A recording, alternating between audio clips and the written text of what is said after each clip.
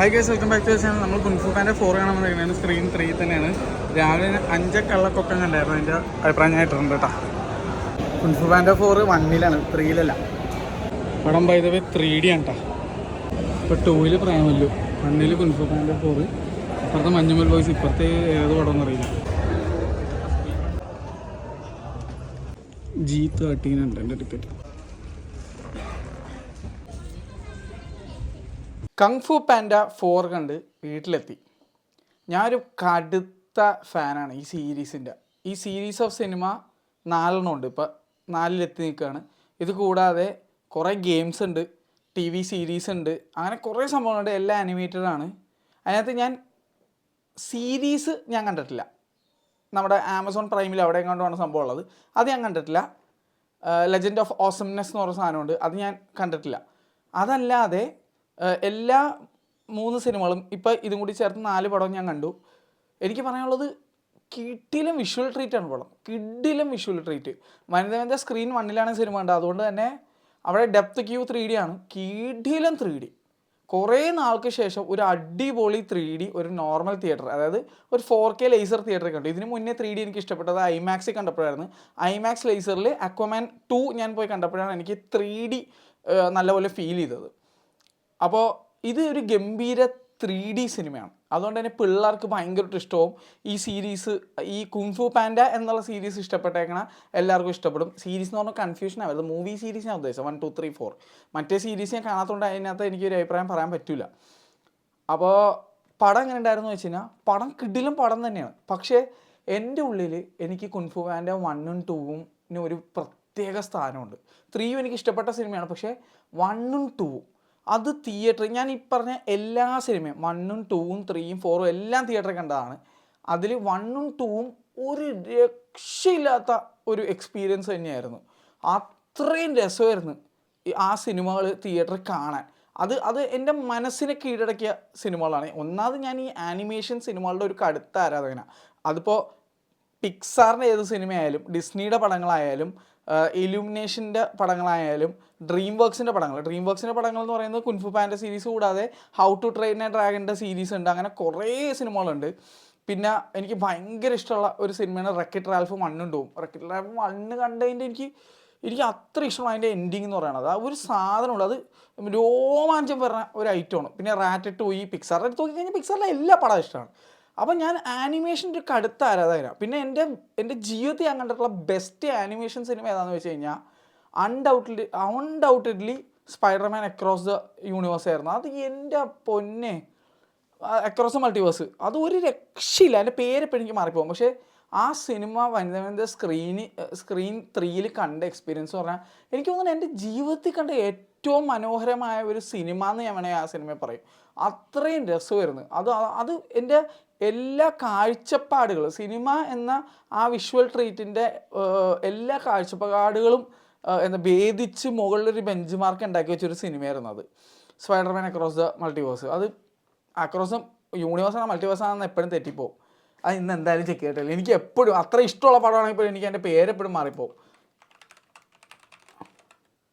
Across Spider-Verse, multiverse അല്ല, മാറിപ്പോയി, Spider-Verse. ആ സ്പൈഡർവേഴ്സ് യൂണിവേഴ്സാണ് അതിന് പറയണത്. എനിക്ക് എന്താണെന്നറിയില്ല, എനിക്ക് ഈ പേരുകൾ ഓർത്തിരിക്കണത്, ഡേറ്റ് ഓഫ് ബർത്ത് ഓർത്തിരിക്കണം, അതൊക്കെ എനിക്കെപ്പോഴും വലിയ സീനാണ്. ഞാൻ വളരെ കുറച്ച് പേരുടെയൊക്കെ ഓർത്തിരിക്കും. കുറച്ച് സിനിമകളും ഈവൻ വളരെ ഇഷ്ടമുള്ള പാട്ടുകളുടെ ലിറിക്സ് പോലും എനിക്ക് ഓർത്തിരിക്കാൻ പറ്റാറില്ല. അതുകൊണ്ടാണ്. സോ ആ കാര്യം നിങ്ങൾ വിചാരിക്കേണ്ട. അപ്പോൾ എന്തായാലും അക്രോസ് ദ സ്പൈഡർവേഴ്സ് ഒരു രക്ഷയില്ലാത്തൊരു സിനിമയായിരുന്നു. അതുവരെ ഞാൻ എൻ്റെ ജീവിതത്തിൽ കണ്ട ഏറ്റവും ബെസ്റ്റ് സിനിമകൾ എന്നുള്ള കാഴ്ചപ്പാടിൽ ഞാൻ ഇരുന്നേച്ചത് മാഡ് മാക്സ് ഫ്യൂറി റോഡ്, ഒരു ഗംഭീര വിഷ്വൽ ട്രീറ്റ് തന്നിട്ടുള്ളൊരു സിനിമയായിരുന്നു. ഇൻ്റർസ്റ്റെല്ലാർ, പിന്നെ നമ്മുടെ ഡാർക്ക് നൈറ്റ് റൈസസ്, അല്ല ദ ഡാർക്ക് നൈറ്റിൻ്റെ ആ ഫുൾ സാധനം, ഇൻസെപ്ഷൻ, ഇതൊക്കെയായിരുന്നു എൻ്റെ മനസ്സിൽ ഭയങ്കര വിഷ്വൽ ട്രീറ്റ് തന്നിട്ടുള്ള സിനിമകൾ. അക്വാമാൻ 1 പറയുമ്പോൾ കുറേ ഉണ്ട്, പക്ഷേ ഈ അക്രോസ് ദ സ്പൈഡർവേഴ്സ് വന്നേ പിന്നെ ഒന്നുകൂടി നോക്കിയത് ഞാൻ വീണ്ടും തെറ്റിക്കണമെന്ന് വെച്ചിട്ടാണ്. ഒരു രക്ഷയില്ലാത്തൊരു മനോഹരമായ ഒരു സാധനം എൻ്റെ ഇങ്ങനെ ബെഞ്ച് മാർക്കായിട്ട് വന്ന് കിടപ്പുണ്ട്. അപ്പോൾ അതിനെ ഭേദിക്കുക എന്ന് പറഞ്ഞാൽ ഇച്ചിരി പാടുള്ള കാര്യമാണ്. പക്ഷേ ഈ ഡ്രീം വർക്സിൻ്റെ ആനിമേഷൻസ് ഇപ്പോൾ നമ്മുടെ ഇലുമിനേഷൻ്റെ ഇതിൽ വരുന്നതാണ്. മറ്റേ ഡിസ്പെക്കബിൾ മീ സീരീസ്, മറ്റേ മറച്ചു വെക്കാം, മോൺസ്റ്റേഴ്സ് ഇൻകോപ്പറേറ്റഡ്, അങ്ങനെ കുറേ ഉണ്ട്. അത് പിക്സാറിൻ്റെ ഇതിലൊക്കെ വരുന്നതാണ്. ഇതെല്ലാം കാണുമ്പോൾ ഒരു വേറെ ഫീലാണ്. ഈ അടുത്ത് ഞാൻ കണ്ട എലമെൻറ്റിൽ എനിക്ക് ഭയങ്കര ഇഷ്ടമായിട്ടുണ്ട്. അതിന് പിന്നെ ഇൻസൈഡ് ഔട്ട് അങ്ങനെ ലിസ്റ്റ് ഗോസ് ഓൺ. അപ്പോൾ പോയിന്റിൽ നിന്ന് ഡിവീറ്റ് ചെയ്ത് പോകുന്നില്ല. ഇത് വിഷ്വൽ ട്രീറ്റാണ് ഇങ്ങനത്തെ സിനിമകൾ എന്ന് പറഞ്ഞാൽ എന്നെ സംബന്ധിച്ച്. എനിക്ക് അത് കിട്ടി. പക്ഷേ ഒരു ഇമോഷണൽ സൈഡ് ഉണ്ട്. ആ പടം ചില പടങ്ങൾ കണ്ടു കഴിയുമ്പോൾ നമുക്ക് അത് ഇമോഷണലി നമ്മളങ്ങോട്ട് ചിരിപ്പിക്കും, കരയിപ്പിക്കും. ഇപ്പം റാറ്ററ്റൂയി, വോളി, അങ്ങനെ കുറേ സിനിമകളുണ്ട്. അത് ആനിമേഷൻ ആണെങ്കിൽ പോലും നമ്മളങ്ങോട്ട് പിടിച്ച് കുലുക്കും. ഇപ്പം ജാപ്പനീസ് ആനിമയൊക്കെ കാണുമ്പോൾ ചിലത് കാണുമ്പോൾ നമുക്ക് ഇന്ന ക്യാരക്ടർ മരിക്കുമ്പോൾ അല്ലെങ്കിൽ ഇന്ന ക്യാരക്ടർ ഇങ്ങനെ ഇതാകുമ്പോഴേക്കും നമ്മുടെ ഉള്ളിലങ്ങനെ നമ്മളങ്ങോട്ട് വല്ലാണ്ട് ഇങ്ങനെ കുലുക്കും. ഇപ്പോൾ ആനിമേഷൻ പടം അല്ലാത്തൊരു പടത്തിനെ ഞാൻ പറ്റി പറഞ്ഞുതരാം. അതായത് എനിക്ക് തീരെ ഇഷ്ടമല്ലാത്തൊരു ജോണറാണ് ഈ സോംബി പരിപാടി. പക്ഷേ ട്രെയിൻ ടു ബുസാൻ കണ്ടപ്പോൾ ഞാനൊരു സോംബി പടമായിട്ടല്ല കണ്ടത്. അത് ഞാൻ എൻ്റെ ജീവിതത്തിൽ ഞാൻ ഇങ്ങനത്തെ ഒരു സോംബി പടം കണ്ടിട്ടില്ല. ലാസ്റ്റ് ആയപ്പോൾ ഞാൻ ലിറ്ററലി കരഞ്ഞ് ആ സിനിമ കണ്ടിട്ട്. എനിക്ക് അത്ര ഇഷ്ടപ്പെട്ടു. ഒരു പർട്ടിക്കുലർ സീൻ ഉണ്ട്, സ്പോയിലറായി പോകുന്നതുകൊണ്ട് ഞാൻ പറയുന്നില്ല. 2-3 ഇടങ്ങളിൽ ഞാൻ കരഞ്ഞ്. ഒരു സോംബി പടം കണ്ട് ഞാൻ എൻ്റെ ജീവിതത്തിൽ കരയുമെന്ന് ഞാൻ ഒരിക്കലും പ്രതീക്ഷിച്ചിട്ടില്ല. അപ്പോൾ ചില സിനിമകൾ നമ്മളെ മനസ്സാൽ കുലുക്കും. അങ്ങനെ കുലുക്കിയ 2 പടങ്ങളായിരുന്നു ഈ സീരീസിൽ പെടുന്ന നമ്മുടെ കുൻഫു പാൻഡ 1ഉം 2ഉം. ആ ഒരു ഫീലിംഗ് എനിക്ക് 3ലും 4ലും കിട്ടിയില്ല എന്ന് പറയണം. പക്ഷേ എന്നിരുന്നാൽ പോലും പടം അടിപൊളി തന്നെയാണ്, അടിപൊളി സിനിമയാണ്. പക്ഷേ എൻ്റെ മനസ്സിൽ ഞാൻ പറയണേ, എൻ്റെ മാത്രം കാഴ്ചപ്പാടായിരിക്കാം, എൻ്റെ മനസ്സിൽ 1ഉം 2ഉം തന്നിട്ടുള്ള ഫീല്, അതിൻ്റെ കുറേ ഗ്ലിംസസ് ഈ 4ലുണ്ട്. കാരണം 1ഉം 2ൽ വരുന്ന കുറേ ക്യാരക്ടേഴ്സ് ഇതിനകത്തും വരുന്നുണ്ട്. അതൊക്കെ സ്പോയിലറായി പോകുന്നതുകൊണ്ട് ഞാൻ പറയുന്നില്ല. എന്നാലും അതൊരു ഫീലിംഗ് ആയിരുന്നല്ലേ. അത് ആ 1ഉം 2 വേറെ ലീഗായിരുന്നു. അതിനൊത്ത് 3ഉം 4ലും എത്താൻ പറ്റിയിട്ടില്ല എൻ്റെ മനസ്സിലേക്ക്, അത്രേ ഉള്ളൂ. പക്ഷേ അപ്പോഴും കുറച്ച് എടുത്തു പറയേണ്ട പേരുകളുണ്ട്. ഇതിനകത്ത് ഒരു പുതിയ ക്യാരക്ടറെ ഇൻട്രൊഡ്യൂസ് ചെയ്തിട്ടുണ്ട്. ആ ക്യാരക്ടറിനെ പറ്റി എനിക്ക് സംസാരിക്കണം. കാരണം ഞാൻ ആദ്യം വിചാരിച്ചത് ആ ക്യാരക്ടർ വോയിസ് ചെയ്തിരിക്കുന്നത് സ്പീക്കിംഗ് ഓഫ് വോയിസ് ചെയ്യുന്നത് ഈ കുൻഫു പാൻഡ എന്നുള്ള സിനിമ 1 വന്നപ്പോഴേക്കും അതിനകത്തുള്ള കാസ്റ്റിനെ നോക്കിക്കഴിഞ്ഞാൽ വോയിസ് കാസ്റ്റിംഗ് ആണ്, ആനിമേഷൻ ആണല്ലോ. ടൈറ്റിൽ ക്യാരക്ടറായ കുൻഫു പാൻഡെ എന്നുള്ള കുൻഫു പാൻഡെ വോയിസ് ചെയ്യുന്നത് എപ്പോഴും ജാക്ക് ബ്ലാക്ക് ആണ്. വേറെ ലെവലൊരു ആക്ടറാണ്. ജിം ക്യാരിയെ പോലെ അണ്ടർ റേറ്റഡ് ആയിട്ടുള്ള ഒരു ഗംഭീര കോമേഡിയൻ ആക്ടറാണ് ജാക്ക് ബ്ലാക്കും. ജിം ക്യാരിയെ പറ്റി പറയാൻ പോയാൽ എനിക്കൊരു സെപ്പറേറ്റ് വീഡിയോ ഉണ്ടാക്കേണ്ടി വരും, അങ്ങനത്തെ അവസ്ഥയാണ്. അപ്പോൾ ജാക്ക് ബ്ലാക്കിൻ്റെ വോയിസ് സ്ഥിരം എല്ലാ സിനിമയിലും എല്ലാ സീരീസിലും ഉണ്ടാവും. അതുകൂടാണ്ട് ടൈഗ്രസ് എന്നുള്ള ക്യാരക്ടർ ചെയ്യുന്നത് പൊതുവെ ആഞ്ചലീന ജോലിയാണ്. പിന്നെ അതുപോലെ മാൻഡിസ് എന്ന് പറഞ്ഞ ക്യാരക്ടർ ചെയ്യണത് നമ്മുടെ അതാരായിരുന്നു, അയ്യോ ആ മച്ചാൻ്റെ പേര് ഞാൻ മറന്നു. നമ്മുടെ കുറേ കോമഡി മൂവീസിലൊക്കെ ഉണ്ട് മച്ചാൻ, കണ്ടൊക്കെ വെച്ച് പുള്ളിയുടെ പേര് വിട്ടുപോയല്ലോ പണ്ടാരം.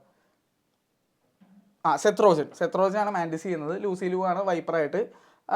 മാസ്റ്റർ ക്രെയിനായിട്ട് ഡേവിഡ് ക്രോസ്, മാസ്റ്റർ ക്രെയിൻ. പിന്നെ അതുപോലെ ജാക്കി ജാനാണ് മാസ്റ്റർ മങ്കി ആയിട്ട് ചെയ്യുന്നത്. ആഞ്ചലീന ജോലി ടൈഗർസ് ഞാൻ പറഞ്ഞല്ലോ. അപ്പോൾ എപ്പോഴും കിഡിലും കാസ്റ്റിംഗ് ആയിരിക്കും. റിപ്പീറ്റഡ് ആയിട്ട് വരുന്നത് ഇതിനകത്തുള്ള പോയിൻ്റെ ഫാദർ ആയിട്ടുള്ള ഗൂസായിട്ടുള്ള മച്ചാൻ ആണ്. പുള്ളിയുടെ പേരെന്തായിരുന്നു, മാസ്റ്റർ ഉഗെ ഇടയ്ക്കിടയ്ക്ക് വന്നു പോകാറുണ്ട്. ഡസ്റ്റിൻ ഹോഫ്മാൻ എല്ലാ പടത്തിലും ഉണ്ടാവാറുണ്ട് മാസ്റ്റർ ഷിഫുമായിട്ട്. അങ്ങനെ ഇപ്പോൾ തായ്ലൻഡായിട്ട് ഇയാൻ മെക്ഷെയിൻ നമ്മുടെ കോണ്ടിനെൻ്റൽ അല്ലെങ്കിൽ നമ്മുടെ ജോൺ വിക്കിനകത്തുള്ള മെയിൻ ഒരു മച്ചാനാണ്. അപ്പോൾ പറഞ്ഞ സംഭവം പറയാം, ഈ സിനിമയിൽ ഒരു പുതിയൊരു ക്യാരക്ടറുണ്ട്. ആ ക്യാരക്ടർ അവതരിപ്പിച്ചിരിക്കുന്നത് ആക്വഫീന എന്ന് പറഞ്ഞാൽ നമ്മുടെ ഷാങ്ചിയിലൊക്കെ ഉള്ള പുള്ളിക്കാരാണ്. പക്ഷേ എനിക്കത് അറിയില്ലായിരുന്നു. ഞാൻ ഇവിടെ വന്നിട്ട് സെർച്ച് ചെയ്തപ്പോഴാണ് അത് കണ്ടത്. ഞാൻ ആദ്യം വിചാരിച്ചിരുന്ന ആ ക്യാരക്ടർ ചെയ്തത് മൈലി സൈറസ് അല്ലെങ്കിൽ നമ്മുടെ സ്കാർലറ്റ് ജോഹാൻസൺ എന്നാണ്. എവിടെയൊക്കെ എനിക്ക് അവരുടെ സൗണ്ടാണ് എനിക്ക് കിട്ടിയത്. പക്ഷേ പിന്നീട് വന്ന് ഇത് വായിച്ചു കഴിഞ്ഞപ്പോഴേക്കുമാണ് ഞാൻ അയ്യോ ഇത് ഷാങ്ചിയിലെ പുള്ളിക്കാരെയാണെന്ന് മനസ്സിലായത്. ഇവർ 3 പേരുടെ ശബ്ദം ഏകദേശം ഒരുപോലെയാണ് എനിക്കിപ്പോൾ ഫീൽ ചെയ്യുന്നത്. എന്തായാലും പുള്ളിക്കാർ നന്നായിട്ട് ചെയ്തിട്ടുണ്ടായിരുന്നു, നല്ല രീതിയിൽ വോയിസ് ചെയ്തിട്ടുണ്ടായിരുന്നു. അതുപോലെ പടം സൂപ്പറാടേ. പിള്ളേരൊക്കെ ഉള്ളവരാണെങ്കിൽ തീർച്ചയായിട്ടും ഈ സിനിമ അവരെ കൊണ്ടുപോയി 3D കാണിക്കുക, അവർക്ക് ഭയങ്കര ഇഷ്ടവും. ഈ ഒരു കുൻഫു പാൻഡ എന്നുള്ള സംഭവത്തിൻ്റെ ഫാനാണെങ്കിൽ നിങ്ങൾക്ക് ഈ സിനിമ നിങ്ങൾ ഒരിക്കലും ഡിസപ്പോയിൻറ്റ് ചെയ്യില്ല. പക്ഷേ ഞാൻ പറയുകയാണ്, എൻ്റെ മനസ്സിൽ 1ഉം 2ഉം ഒരു വേറെ സ്ഥാനമാണ്. ആ സ്ഥാനം എനിക്ക് 3നും 4നും കൊടുക്കാൻ പറ്റിയിട്ടില്ല, അത്രയേ ഉള്ളൂ. പിന്നെ മൈക്ക് മിച്ചലാണ് ഇതിൻ്റെ ഡയറക്ടർ. പൊതുവേ കുൻഫു പാൻഡ 1 ഡയറക്ട് ചെയ്തിരിക്കുന്നത് John Stephenson and mark Osborne ആണ്. ജെനിഫർ യൂനിസനാണ് 2ഉം 3ഉം ചെയ്തിരിക്കുന്നത്. ഡയറക്ഷൻ വൈസ് അടിപൊളിയാണ്, ഒന്നും പറയാനില്ല. അതിലൊന്നും ഒരു എന്താ പറയുക, ഒരു തെറ്റുമില്ല. പിന്നെ അതുപോലെ തന്നെ ഇതിൽ എന്താണ് ആൻറ്റഗണിസ്റ്റ് വില്ലൻ ക്യാരക്ടർ ചെയ്തിരിക്കുന്നത് നമ്മുടെ വയല ഡേവിസ് ആണ്. കുറേ നല്ല സ്ട്രോങ് വിമൻ പോർട്രയൽ ചെയ്യുന്ന ഒരു ആക്ട്രസ്സാണ്. ഇതിനകത്തും അടിപൊളിയാണ്. കമീലിയൻ എന്ന് പറഞ്ഞൊരു പുതിയ വില്ലനസ് ആണെന്ന് പറയേണ്ടി വരും. അപ്പോൾ സൂപ്പറാണ് അല്ലേ.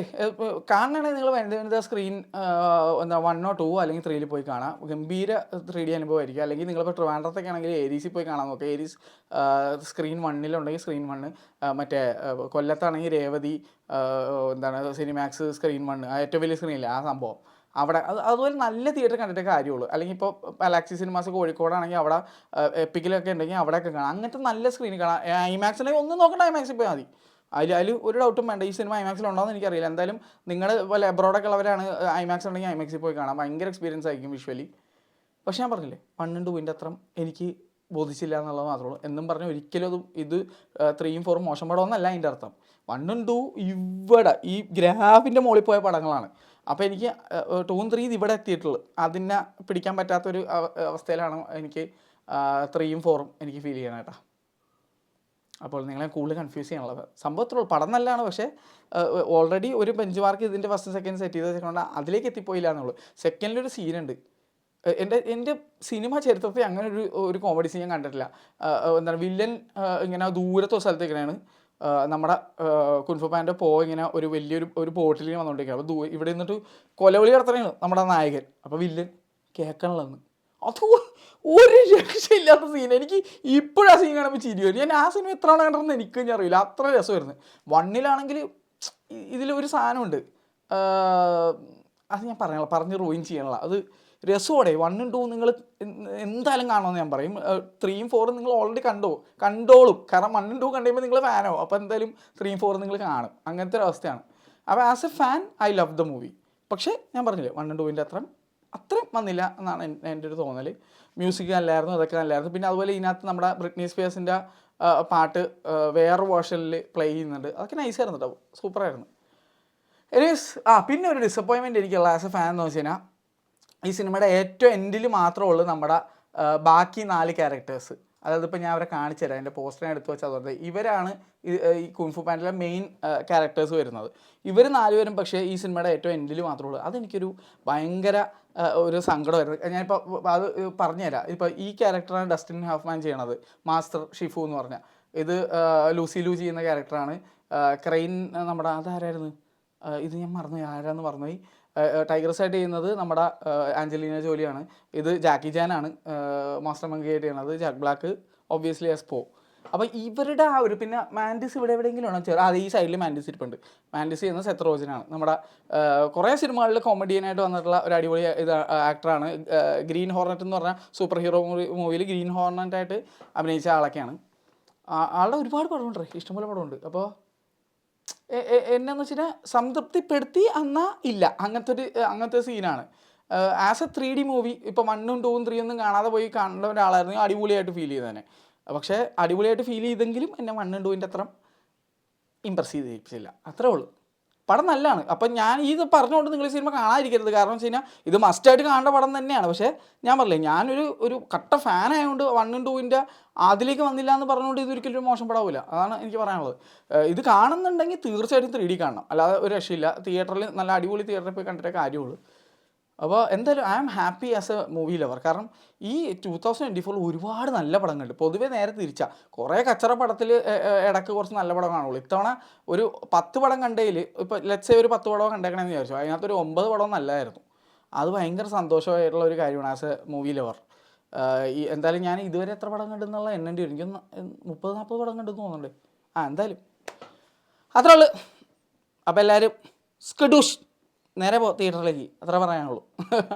ടാറ്റ.